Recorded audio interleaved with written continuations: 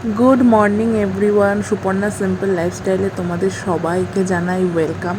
এখন বাজে সকাল ৮টার। আজকে হচ্ছে জামাই ষষ্ঠী। হ্যাঁ জানি ব্লগটা অনেকটাই লেট করে আসছে, কারণ ঘরে সবসময় সবার কন্ডিশান তো ভালো থাকে না, তো সেই সূত্রে সবসময় তাড়াহুড়ো করে ব্লগটা দিতেও পারি না।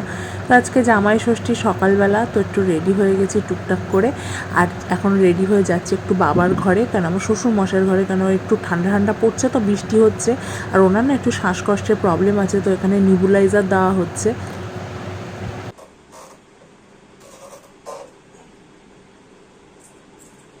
পাইপটাকে আলাদা করে কিনতে পাওয়া যায়? আসলে এখানে প্রবলেম কি হয়েছে বলতো, যেই পাইপটা মেশিনের মধ্যে লাগানো থাকে ওটা না আগের দিন রাত্রে কোনো কারণে না মানে খুলে গেছে ওখান থেকে, তো খুব সমস্যা হচ্ছে, পাইপটা টেনে টেনে খালি খুলে যাচ্ছে প্রেশারে। তো ওই জন্য মাকে বললাম ওইখানটায় ধরো, আর বাবাকে নিবুলাইজারটা দিলে না ওনার খানিকটা একটু আরাম হয়।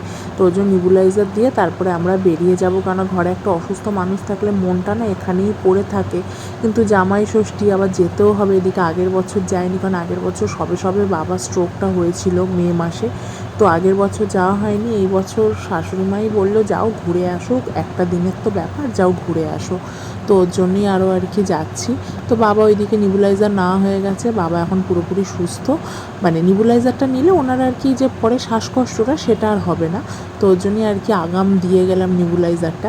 এখানে অটো করে অলমোস্ট মায়ের বাড়ির কাছাকাছি চলে এসে, আর যত মায়ের বাড়ির কাছে যাচ্ছি না তত যেন মনটা আরও আনন্দে ভরে উঠছে, কেননা দিদি, জামাইবাবু, দুটো বাচ্চা, মা বাবা সবাই একসাথে আজকে থাকবো, আর অনেক দিন পর দেখা হচ্ছে। তো ভাবলাম যে আনন্দ তো ভালোই হবে জামাই ষষ্ঠীটা। জামাই ষষ্ঠী উপলক্ষে রাস্তায় ভিড়ও আছে, যেমন আমও নিয়ে বসেছে, আর খাসির মাংসের দোকানে তো ভর্তি ভিড়। আজকে একটা জিনিস দেখলাম, মুরগির মাংসের দোকানে অত ভিড় নেই, কিন্তু খাসির মাংসের দোকানে কিন্তু প্রচুর ভিড় আজকে। আর এখানে একটু মাছ নিতে চলে এসেছি, কেননা আগেকার দিনে জামাইরা সেই গোটা মাছ দড়ি পরিয়ে নিয়ে যেত ঝোলাতে ঝোলাতে, এখনকার দিনে তো আর সেই জিনিসটা হয় না, এখনকার দিনে বাজার থেকে মাছ কেটে নিয়ে যেতে হয়। তো ভাবলাম একটু মাছ নিয়ে যাই। তো এখানে একটা বড় সাইজের রুই মাছ ওজন করা হয়েছে, সেটাকে এখন কেটে ভালো করে পিস করে নেবো।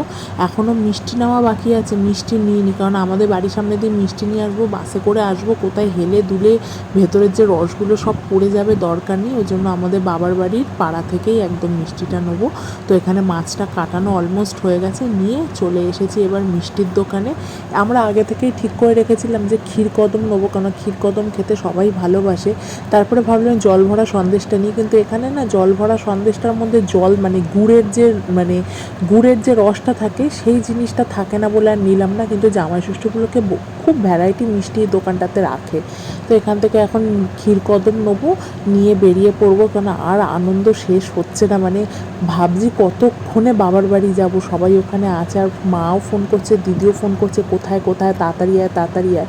দিদি আজকে অনেক সকালবেলা চলে এসছে, ওদের তো স্কুটি বাইক দুটোই আছে, ওরা ওর জন্য দুটো বাইকে, একটা বাইকে স্কুটি চালিয়ে দিদি এসছে, আর বাইকে করে দুটো বাচ্চা জামাইবাবু এসছে।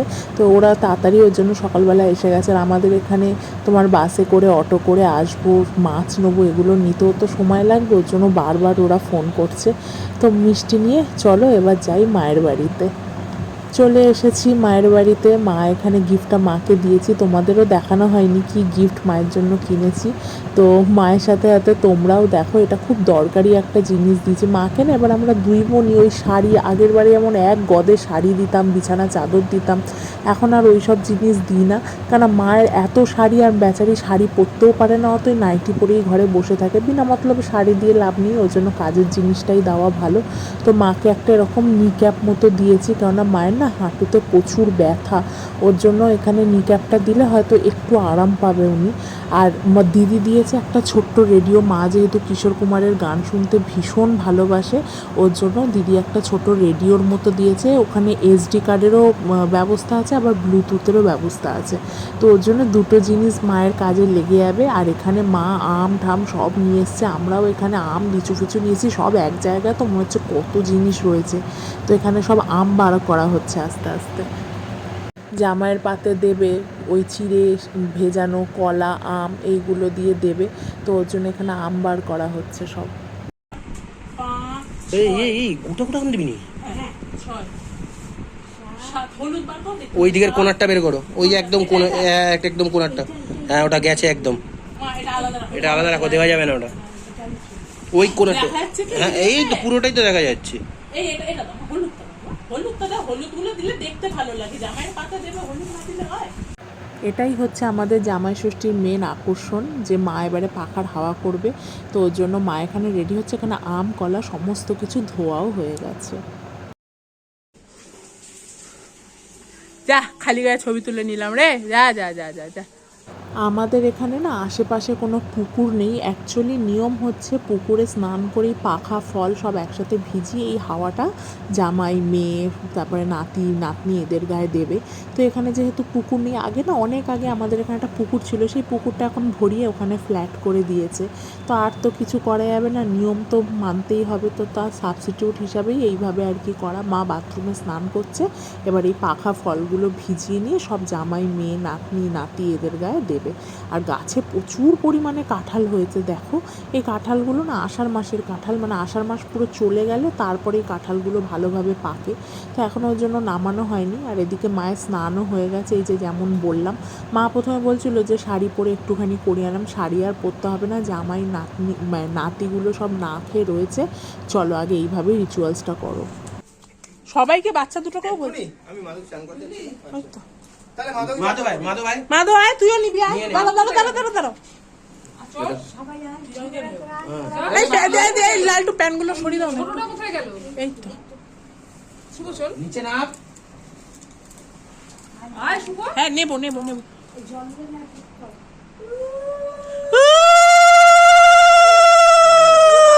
আয়।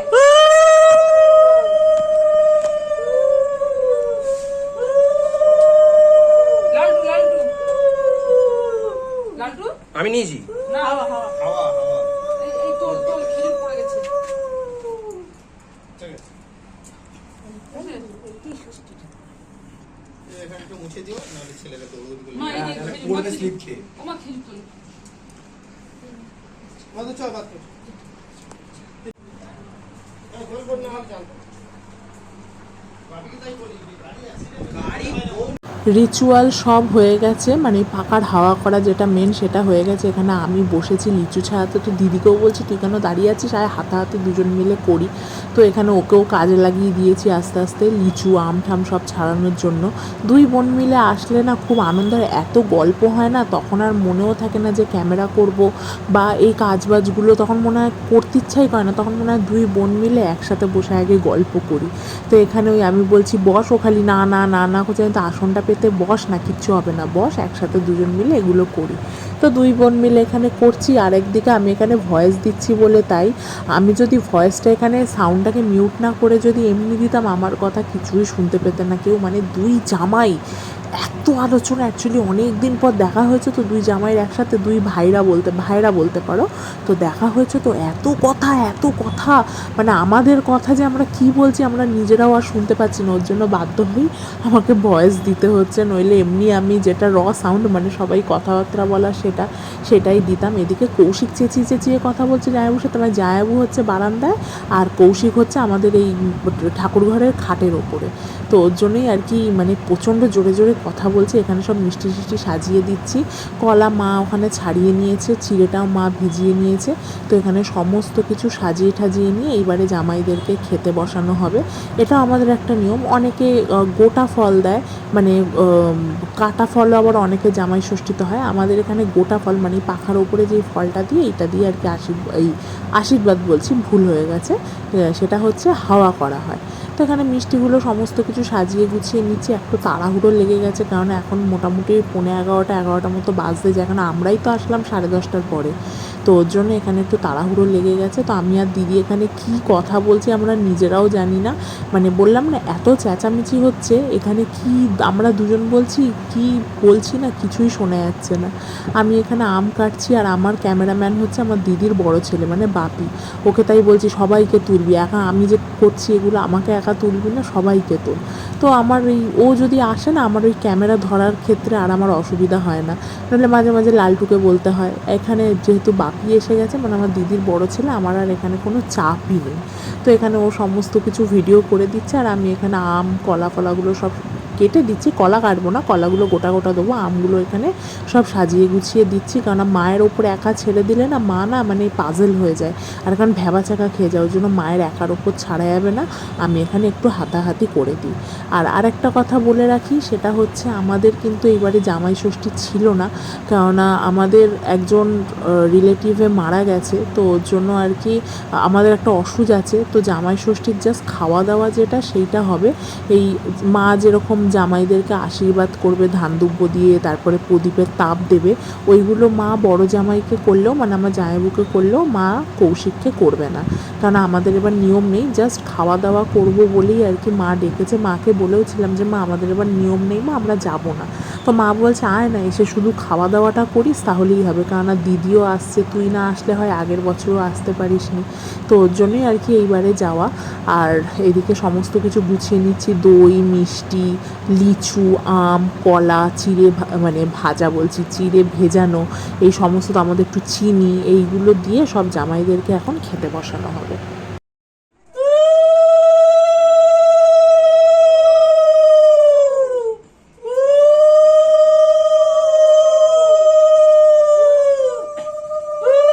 মা এখানে জামাইবুকে আশীর্বাদ করছে, আর যেমন বললাম লালটু আশীর্বাদ নেবে না, তো লালটুর একটু খারাপ লাগছে, কিন্তু ওই যে বললাম আমাদের ওষুধ চলছে, তো ওর জন্যই এখানে আর কি মা ওকে আশীর্বাদ করবে না, বাদবাকি সমস্ত কিছুই মানে খাওয়া দাওয়া তারপরে জামা কাপড় দেওয়া সমস্ত কিছুই দেবে, শুধু আশীর্বাদটা মানে যেটা নিয়ম কাজটা সেটা মা করবে না।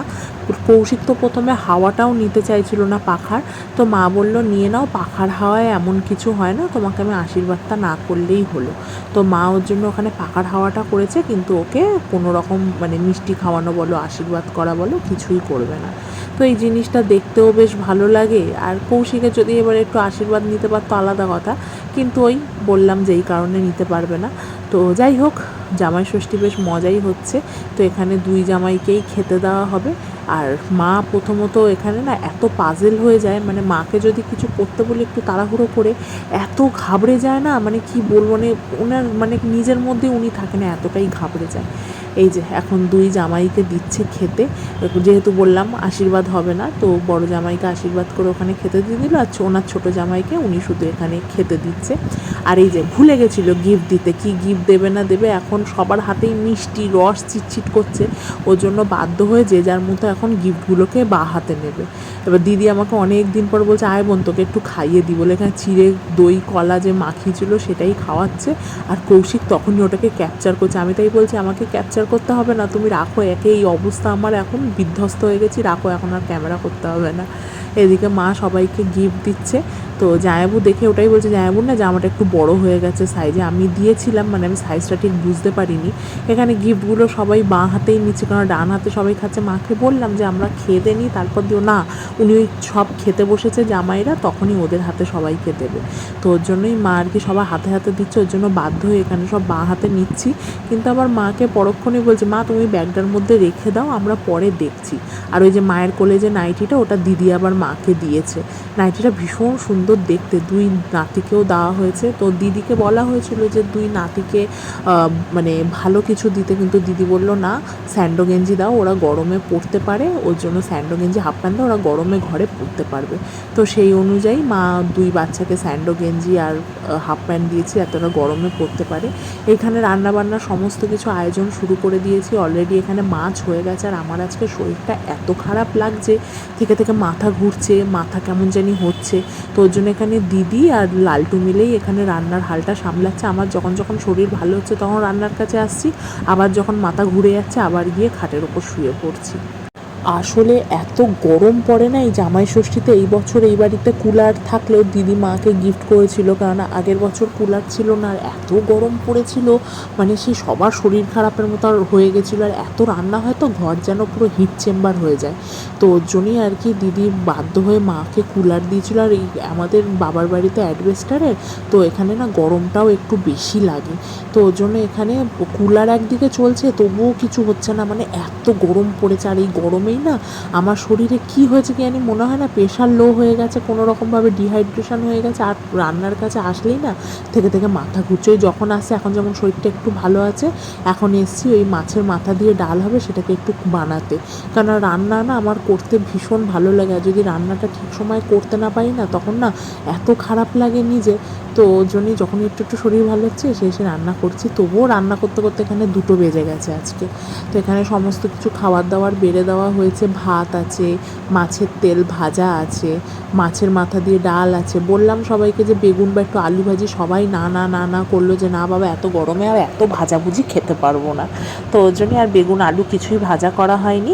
আর এখানে আমি রান্না বেড়ে দেওয়ার দায়িত্বে রয়েছে, কারণ মা সব খেতে দিচ্ছে, আমি এখান থেকে সব রান্নাগুলো বেড়ে বেড়ে দিচ্ছি।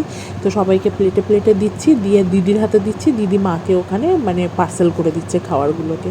তো এই সবাই মিলে একসাথে কাজবাজ করে খাওয়া দাওয়া করার মজাই কিন্তু অন্য রকম। তো এখানে সমস্ত কিছু খাওয়া দাওয়া হোক, সব ছেলেগুলোকে আগে বসিয়ে দিয়েছি।